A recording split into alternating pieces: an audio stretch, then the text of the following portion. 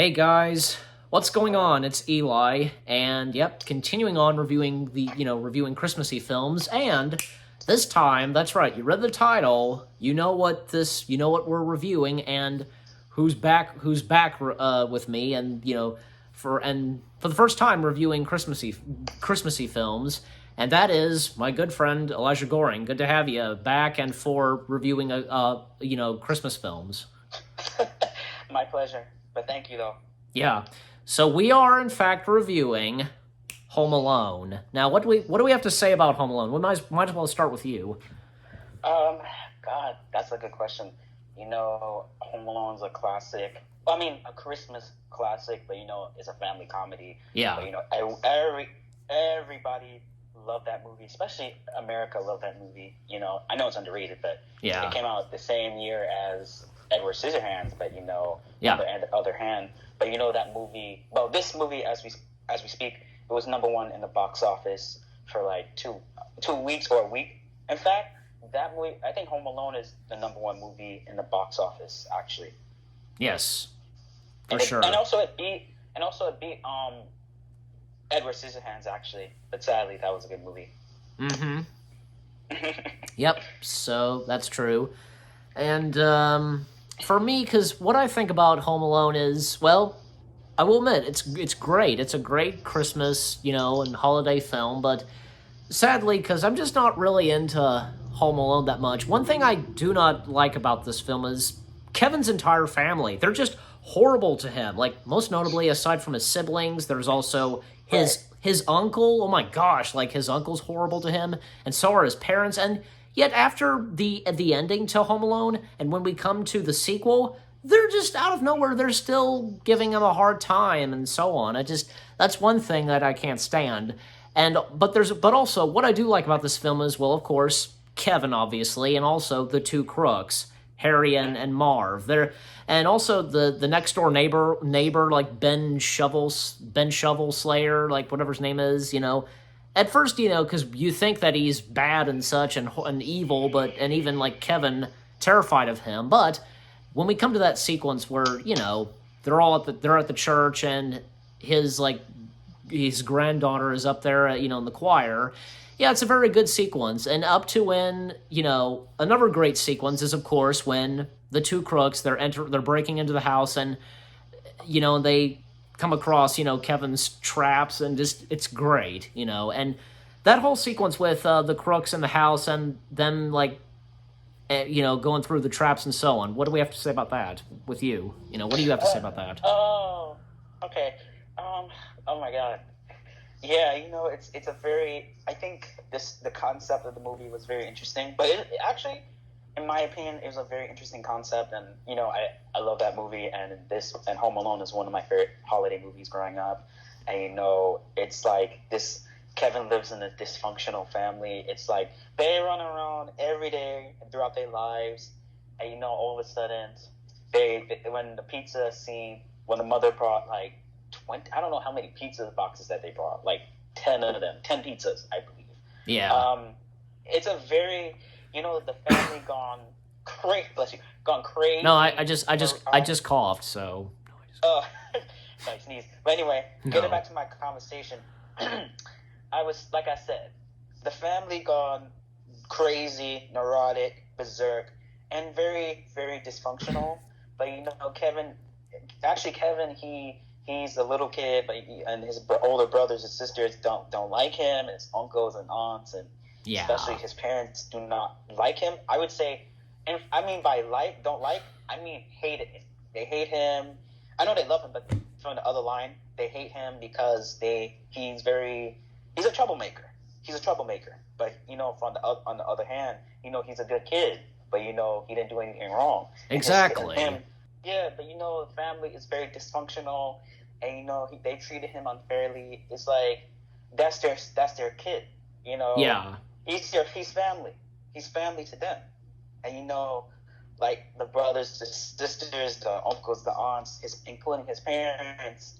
And I'm watching the whole scene. It's like it just turns into this chaos situation. It's chaotic. It's crazy disaster. Yeah, it is. But I felt bad for him. I feel very very sorry for him. Me too. You Yeah. know, like you leaving him in the air, you leaving him at home, and you guys going to Paris, and the mom, God knows that she forgot her child, and she's terrified. You know. Mm-hmm.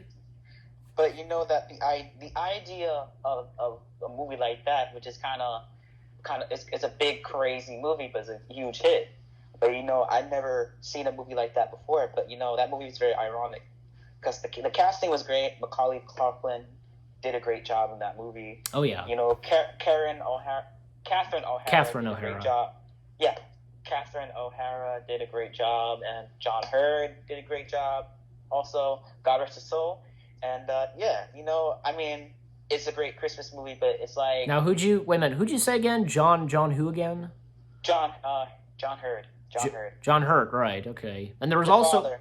and there was also may he rest in peace too, John Candy, because he made an appearance in the film. Oh yeah. John Candy. John Candy's funny. But I remember seeing him in Planes, Trains, and Automobiles. Wow, that was a great movie. Oh With yeah. Steve Martin. Oh yeah. A big I love that movie, that's another big film that John Hughes wrote and directed.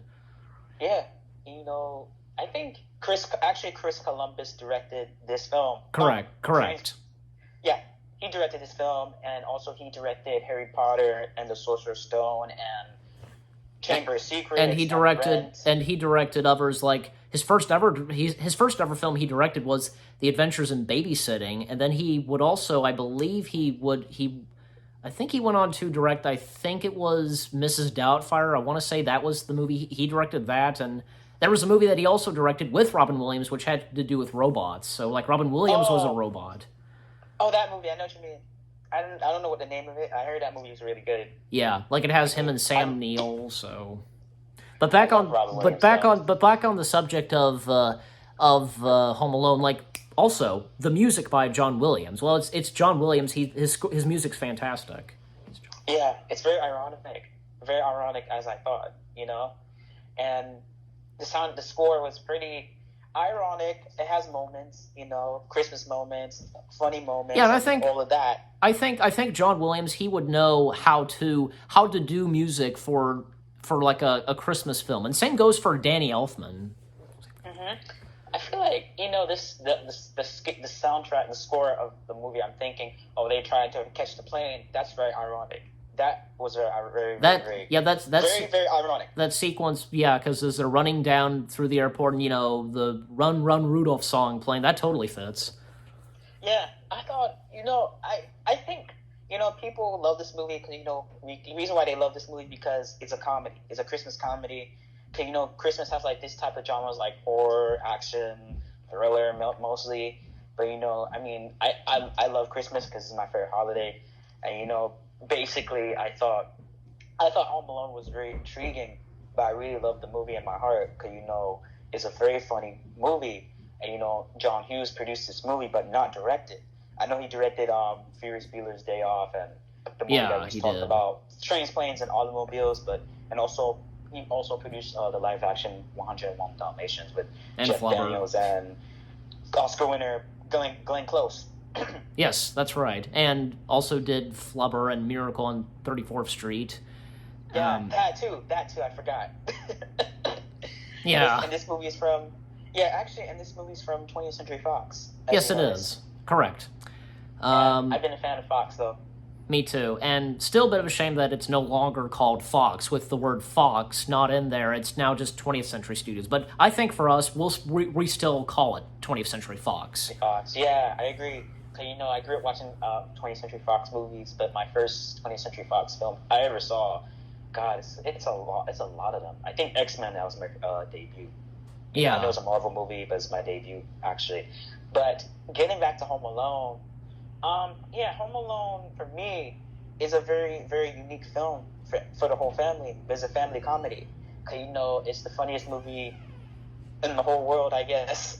But that movie, I think about the box office, that movie made a lot of money, and it was a number one hit. And, yeah. You know, it became the number one movie in America. Yes, for sure. Yeah, I would assume, yeah. And I was saying this earlier, like the whole sequence where Marv and Harry, they're they're facing off against Kevin's traps when they enter the house. Yeah.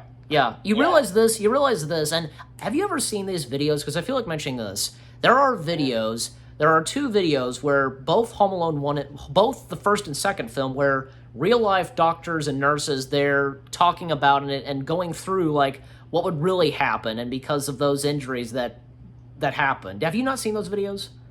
Never. No. Well, yeah, because nobody would ever survive through that kind of stuff, and you realize that with the Home Alone films, every single one of them, and every time the crooks would get hurt and stuff happens to them, it's a cartoon in real life. Yeah, exactly. It was like a slapstick situation. Well, I'm right, a slapstick situation and a slapstick comedy. But it's like the same thing as Mouse Hunt, for instance. Yeah, that's another one too. Yeah, exactly. Because I know we had this conversation about Mouse Hunt months ago, and I love that movie because Nathan Lane was great. And I think of Home Alone meets Mouse Hunt, actually, but in a way that the concept is driven. It's a great concept though. But sadly, but Mouse Hunt didn't go through the box office. It was a poor box office, but that movie was hilarious to me. Yeah. But I love that movie though. Me too. Yeah. For Home Alone is a really, really interesting concept, but I know you're right. It's like a cartoon concept, and the idea of the situation. It's scary that you have to go to somebody's house and you see glass and toys and trying to get yourself hurt. And that kid is smart. That kid is one hell of a dude. Yeah, he is. And I've a couple of other scenes I've heard mentioning at one point, like Marv and Harry, they're fooled that they think, because the family's still in the house, but it's really say some dummies and cardboard cutouts that Kevin did and making them move around. So I remember that scene, and that whole scene where Kevin orders pizza and he plays, I forget what this movie is, but keep the change, you filthy animal, that whole thing. Yeah, it's like a mafia movie that he's doing, the prank. That was kind of funny. If somebody did it in real life, man, they think is the real gangster or a thug or a mafia talking like The Sopranos or something like that. Yeah. Exactly. Yeah.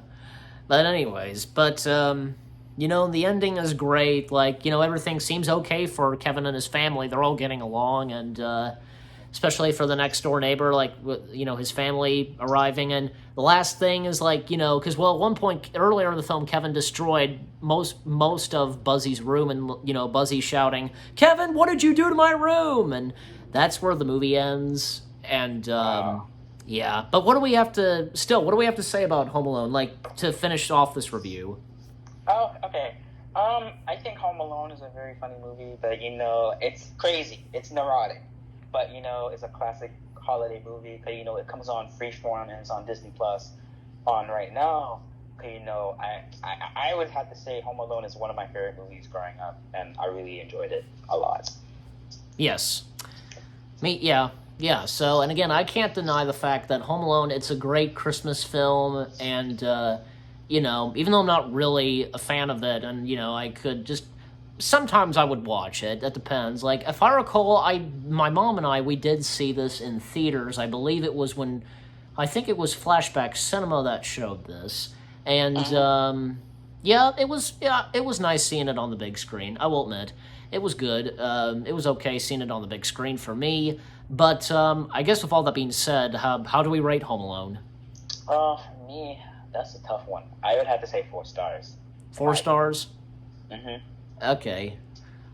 Well, for me, I'll give this 8 out of 10 stars. So. Not bad. Yeah. Not bad. I can't deny the fact that it's a great Christmas film, as I said before, and again, I'm giving this 8 out of 10 stars. At least that's still good. So. And it's funny. One thing, it's funny. The critics didn't like it, but the audience love it on Rotten Tomatoes, which is crazy. Yeah. I could have sworn that that most of the critics had liked Home Alone. Yeah, it's a slapstick Christmas comedy, though. It is, yeah. But with all that being said, this has been our review of Home Alone, and thank you for joining me, Elijah, for reviewing Home Alone. Anytime. And stay tuned, viewers, because later tonight, because as you're watching this, the next review coming later tonight, Elijah will be back with me. This time we're reviewing a Christmas film, of course, that has to do with Tim Allen, and you probably know what it is. So it's obvious. So with that being said, both me and Elijah will see you we'll see you guys in the next video / review. Last word, say goodbye. Enjoy this film, and Merry Christmas, and Happy New Year, and Happy Holidays. Yeah, and we'll see, and stay tuned later tonight for me and Elijah reviewing Tim Allen's Christmas film. Take care, and peace out.